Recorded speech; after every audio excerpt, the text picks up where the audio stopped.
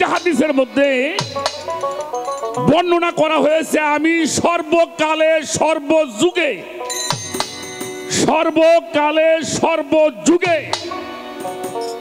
উত্তম শ্রেণীর মানুষের মধ্যে আমি অবতীর্ণ ছিলাম। সুবহানাল্লাহ বলেন। কথাটা বোঝা গেছে? সর্বকালের সর্বযুগে উত্তম শ্রেণীদের মধ্যেই আমি অবতীর্ণ ছিলাম মুহাম্মাদুর রাসূলুল্লাহ। অর্থাৎ যা চেহারা সবই আমার নবীর নূরের চেহারা। এই জন্য উনি ছিল, আছে, থাকবে, তার বর্ণনা করা হবে। যেটা একটা হলো বাশারি, এই যে বাশারি হালিয়াত, এই যে মানুষ আকারে যেটা আসছিল এটা হলো বাশারি। এই জন্য কোরআন শরীফের মধ্যে একটা জায়গায় বলছে আপনি বলুন আমি তোমাদের মতোই বাশার। এই আয়াতটা দিয়ে নবীরা আমাকে মতো মানুষ বানাবার জন্য কিছু লোক একেবারে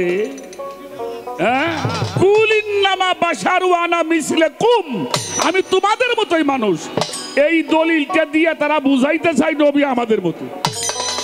কারণ এই কথাটা বলছিল কখন কাফেররা যখন মানতেই চায় না, বললো তুমি বলো আমি তোমাদের মতোই মানুষ। এটা হলো বাশারি হালিয়াত, এটা বাশারি সুরত। আর একটা তার মালাকি সুরত। মক্কা থেকে যদি মদিনায় গিয়েছিলেন নবীজি, নবীজির ঘরটা যখন ঘিরে ফেললেন সবাই, সেই ঘর থেকে উনি বের হয়ে যখন যাবেন, আল্লাহ তাআলা বললেন তুমি এক মুষ্টি ধুলি হাতে নাও। নিছিল কিনা? এবার ধুলি তুমি নিক্ষেপ করো। আমার হুজুর পাক যখন ধুলি নিক্ষেপ করলেন, ধুলি নিক্ষেপ করবার পরে উনি চলে গেছেন। উনি সবাইকে দেখছে কিন্তু ওনারে কেউ দেখে নাই। এটা হলো মালাকি হালিয়াত। আমরা বলি ফেরেশতার জগৎ মালাকি হালিয়াত না, নবী এখানে আছে আমরা দেখি না, এটা মালাকি হালিয়াত। সে যে মানুষের ভিতর দিয়ে চলে গেল, সে সবাইকে দেখছে, তারে কেউ দেখতে পারে নাই। এটা হলো মালাকি হালিয়াত। আর যদি কেউ হাকিকি নবীকে দেখতে চাও, মান রানী ফাকাদ রাইল হক, যিনি আমাকে দেখছে তিনি হককে দেখছে, এটা যদি কেউ দেখতে চাও, থাকে নবী আরবের দেশে, যেই দেশেতে আইন ছাড়া থাকে ওই দেশে। হযরত গওহার বলে মুর্শিদ ধরে করো তার দিশে, নবী থাকে আনফাসে মিশে।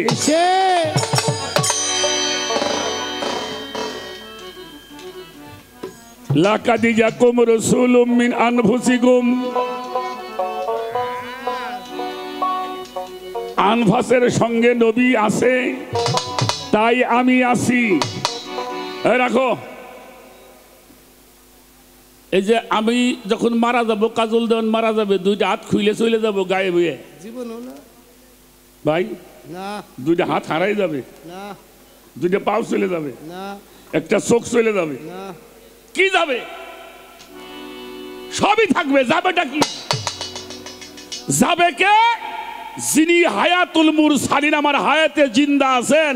লাকাদ জাকুম রাসূলুম মিন আনফুসিকুম, উনি আছেন হায়াতে জিন্দা। তাই রাসূল হলো প্রত্যেকটি সৃষ্টির হায়াত। সুবহানাল্লাহ। সেই নবীকে চিনতে হবে, জানতে হবে, বুঝতে হবে, চিনতে হবে।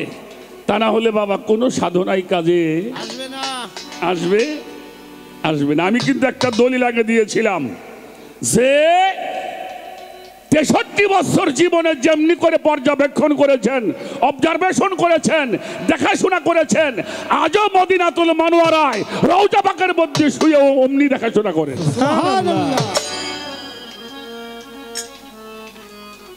সেই জন্য নবীর 3টি অবস্থান। এ দুইটা তো মোটামুটি একটা কায়দা করলাম, কিন্তু এই ভেজালটা কে ভাই তুমি লাগাইলে আমার সাথে? তোমার সাথে আমার শত্রুতা নাই।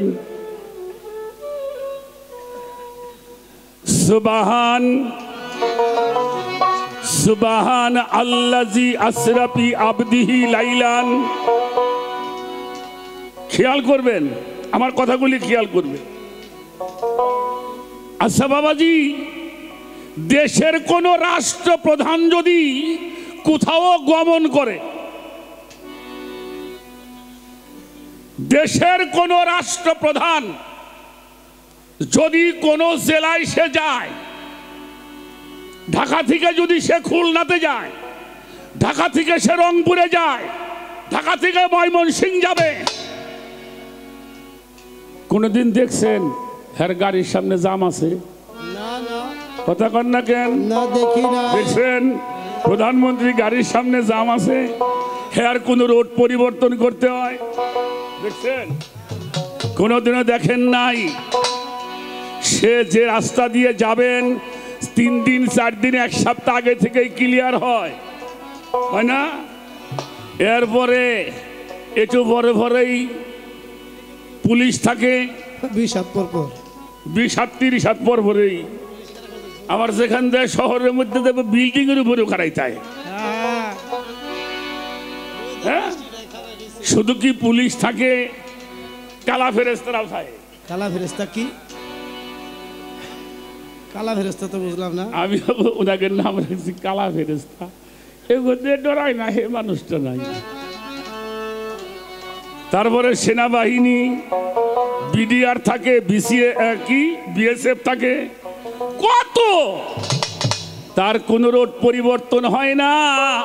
আল্লাহর নবী মুহাম্মাদুর রাসূলুল্লাহ সাল্লাল্লাহু আলাইহি ওয়াসাল্লাম, কুল কায়নাতের প্রধানমন্ত্রী নবী মুহাম্মাদুর রাসূলুল্লাহ সাল্লাল্লাহু আলাইহি ওয়াসাল্লাম, তার কেন রোড পরিবর্তন করতে হলো? করে নাই? হাতিমি থেকে কোথায় গেল? বাইতুল মুকাদ্দাস। এটা হলো বাশারিয়াতে মুস্তাফা। খেয়াল করবেন, এটা কি বাশারিয়াতে মুস্তাফা। এরপরে গেল কোথায়? সিদরাতুল মুনতাহা। এটা হলো নুরানিয়াতে মুস্তাফা। কি নুরানিয়াতে মুস্তাফা। আর পরিশেষে গেল ও কাবা কাউসাইন ওয়াদনা। ধনুক নিকটবর্তী ছিল, আরো নিকটবর্তী হয়েছিল। ওখানে আল্লাহ আল্লাহ রসুল ব্যতীত কেউ যাইতে পারে না। তাহলে একটা হলো বাশারিয়াতে মুস্তাফা, এটাও কোরআন শরীফে আছে। সিদরাতুল মুনতাহা পর্যন্ত গেছে, এটাও কোরআন শরীফে আছে। ও কাবা কাউসাইন আদনা, সূরা নজমের মধ্যে মিলন হয়েছে, এটাও কোরআন শরীফের মধ্যে আছে। অবস্থান হলো 3টা, এজন্য ত্রিভুবন বলা হয়। কি বলা হয়? ত্রিভুবন। চতুর্থ ভুবন কই কয়? হ্যাঁ, এই মানুষের দেহটা কয় ভাগ? মানুষের দেহটা কয় ভাগ? এই একটা ভাগ, এই একটা ভাগ, এই একটা ভাগ, নাকি? সৃষ্টি, পালন, ধ্বংস, ব্রহ্মা, বিষ্ণু, শিব। আবার যারা গড লেখে জিও কি হলো? গড।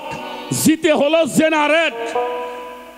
যা জ্ঞান, বিজ্ঞান, মহাজ্ঞান যাহা আবিষ্কার হয় তা মস্তিষ্কের মধ্যে আবিষ্কার হয়। বল হুয়া কুরআনুম মাজিদুম ফিহি লাউহে মাহফুজ, যেখানে সংরক্ষণ করা হয় সব, এটা হলো জেনারেট। এটা কি? জেনারেট। ওতে হলো অপারেট। এখানে ভালোবাসা, হাসি, দুঃখ, কান্না, যত ব্যথা বেদনা অনুভূতি হয় কোথায়? কি ব্যাপার দেওয়ান সাহেব, মন ডাক, মুখ চোখ কালা কেন? কয় ভাই ভিতরে কোনো শান্তি নাই। মহিলা শিল্পীকে গান গায়, ওনার মহিলা শিল্পীকে গান বেশি বারে, বেশি শান্তি পায় না, মনটা খারাপ। ঠিক কিনা? হ্যাঁ ঠিক। আর একটা হলো অপারেট, ডিস্ট্রয়, ধ্বংস। এই ধ্বংসর পথ থেকে মুক্তি না পাওয়া পর্যন্ত, যতক্ষণ পর্যন্ত মাকামে মুহাম্মদের মধ্যে ওই মুহাম্মাদি নূর তোমার চমকাবে না, ততক্ষণ পর্যন্ত রসুলের দিদার তোমার লাভ হবে। বাজানটা কি বিরক্ত হয়েছেন? এটা আমাকে দরকার কিনা? এজন্য সাবধান। আল্লাহু খালাকাল্লা কুল্লা দাব্বাতুম মাই, আমি যাহা সৃষ্টি করিয়াছি তাহা পানি হতে সৃষ্টি করিয়াছি। ও যা আল্লাহ মিনাল মাই কুল্লু শাইইন হাই, এই প্রাণবান যাহা সৃষ্টি করা হয়েছে তাহা পানি হতে সৃষ্টি করা হয়েছে। সুবহানাল্লাহ। পানি দিয়ে বলেই প্রাণবান বানাইছে। কোরআন শরীফে কয় প্রাণবান যা সৃষ্টি করছি পানি দিয়ে বানাইছি, আবার মাটির কথাও কয়। ও মিয়া সাহেব, যে মাটির পর বসে রয়েছেন এই মাটি দিয়ে আদম বানাইছে? হ্যাঁ, এই মাটি দিয়ে? তাহলে বাপের মস্তিষ্কের মধ্যে একাত সের মাটি পাওয়া যাইত, মার পেটের মধ্যে একাত যাহা পাওয়া যাইত। যে মাটি দিবার বসাও এ মাটি দিয়ে আল্লাহ আদম বানায় নাই, এটা বোঝা লাগবো। এই জন্য আদম তত্ত্ব, আদম তত্ত্ব। আল্লাহ বলছে যাহা এই প্রাণবান যাহা সৃষ্টি করিয়াছি তাহা পানি হতে সৃষ্টি করিয়াছি। ওই পানি যারা বেশি খরচ করবে তারা কখনো নবীর দিদার লাভ করতে পারে না। এই জন্য জাহান্নামী লোক যারা এটা খরচ করতে বেশি ভালোবাসে। কোরআন দর্শন পড়েন, যারা জাহান্নামী লোক এই ঘোলা পানি খরচ করতে বেশি ভালোবাসে, আর যারা জান্নাতি মানুষ তারা হেফাজত করতে বেশি ভালোবাসে। এই জন্য আমার বাহের বাবার দরবারের নাম হইল বিন্দু শক্তি আস্তানা। ও দেওয়ান সাহেব, যার বিন্দু ঠিক নাই তার দম ঠিক নাই, যার দম ঠিক নাই আল্লাহ ঠিক নাই। সত্য কথা।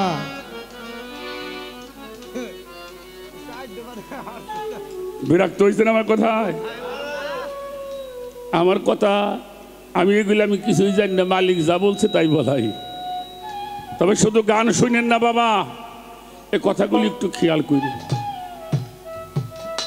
এই যে আমার বাহের বাবার দরবারে আজকে যারা আছেন, আপনি কিছুই যদি লাভ না হয় একটা জিনিস লাভ হবে,